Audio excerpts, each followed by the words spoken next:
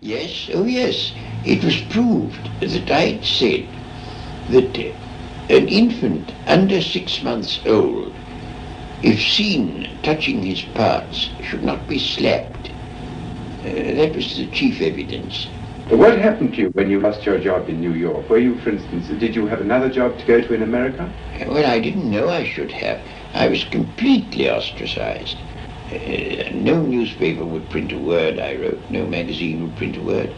No hall would allow me to lecture in it. So that I was cut off from all my means of livelihood. And I couldn't get any money out of England at that time because of currency regulations. And so I was expecting to starve.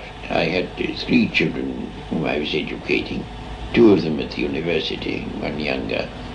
And I expected we should all suffer very badly, and we should have done but for a certain man called Dr. Barnes, who came to my rescue and gave me a job. As a result of that alarming experience, have you felt any permanent resentment against the Americans? Oh, no, none whatever. I think, after all, my father, when he stood for Parliament in a rural constituency in 1868, suffered in exactly the same way, for exactly the same causes. And I allowed myself to reflect that urban New York in 1940 was exactly at the same point in the road towards enlightenment as rural England in 1868. But having made that remark, I felt no further resentment. Do you ever now, in old age, encounter these explosions of anger? Oh, yes. I had a letter from an Anglican bishop not long ago, in which he said that all my opinions on everything were inspired by sexual lust, and that the opinions I'd expressed on this subject were among the causes of the Second World War. Do you think that on the whole the fanatics in the world are more useful or more dangerous than the skeptics? Fanaticism is the danger of the world and always has been, and has done untold harm. No, I think fanaticism is the gravest danger there is. I might almost say that I was fanatical against fanaticism.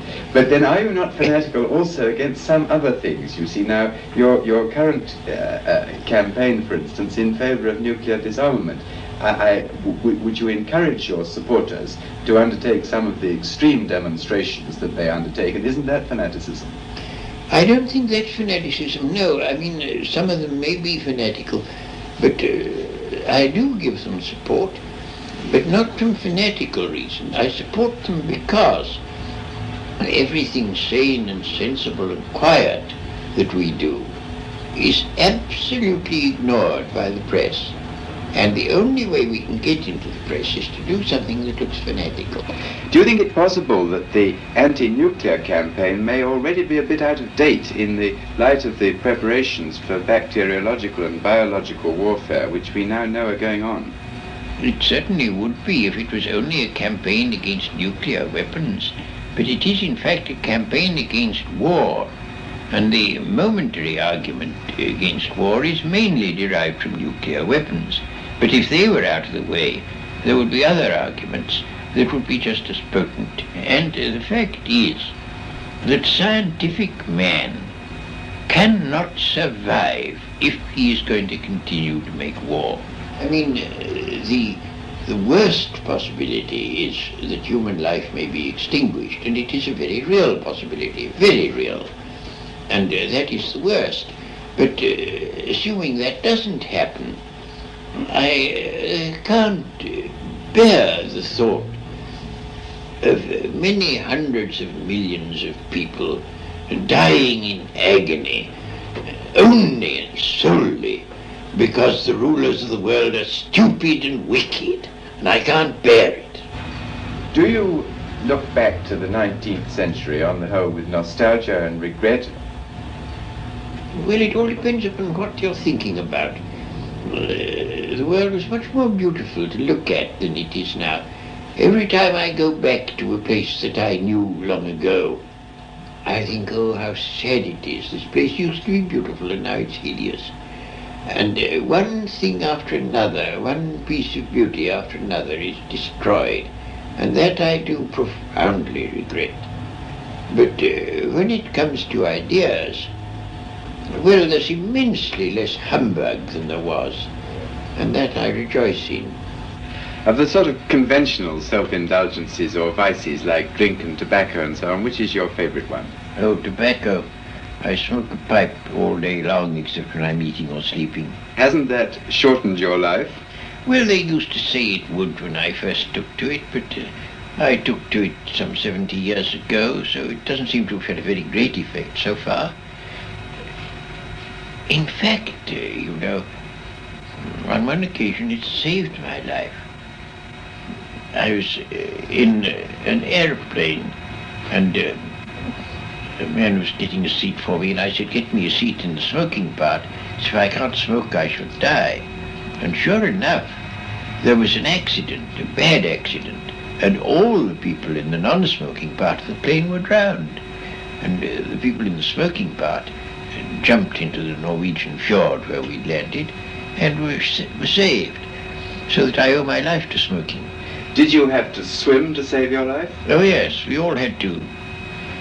And did you think great thoughts about death and survival when you were actually swimming? No, I was rung up by a journalist in Copenhagen, and he said, "What did you think while you were swimming in the fjord?" So I said, "I thought the water was cold." And he said, "Did you not think about mysticism and logic?" And I said, "No," and rang off. Did all this happen a great many years ago? Not a great many, I think it was about 1949, as far as I can remember. When you were in your late 70s? Yes. Have you, in your 87th year, any unfulfilled ambitions? Oh, well, of course, there are all sorts of things I should like to have written and haven't written yet. I mean, almost every day I think of some new subject I should like to have written a book about, but there isn't time to write them all. Have you written an autobiography? I have, yes. Is it up to date? Well, no, not quite. Are you going to allow it to be published in your lifetime? No, not till I'm dead. Why? Well, in the first place, because it won't be complete until then. And in the second place, because there are all sorts of things that ought not to be said too soon, and it may even have to wait some time after I'm dead, I don't know. One last question. Suppose, Lord Russell, this film were to be looked at by our descendants, like a Dead Sea Scroll in 1,000 years' time. What would you think it's worth telling that generation about the life you've lived and the lessons you've learnt from it? I should like to say two things. One intellectual and one moral. The intellectual thing I should want to say to them is this. When you are studying any matter or considering any philosophy, ask yourself only what are the facts and what is the truth that the facts bear out. Never let yourself be diverted either by what you would wish to believe or by what you think would have beneficent social effects if it were believed. But look only and solely at what are the facts. That is the intellectual thing that I should wish to say. The moral thing I should wish to say to them is very simple. I should say, love is wise, hatred is foolish. In this world, which is getting more and more closely interconnected, we have to learn to tolerate each other. We have to learn to put up with the fact that some people say things that we don't like. We can only live together in that way. And if we are to live together and not die together, we must learn a kind of charity and a kind of tolerance, which is absolutely vital to the continuation of human life on this planet.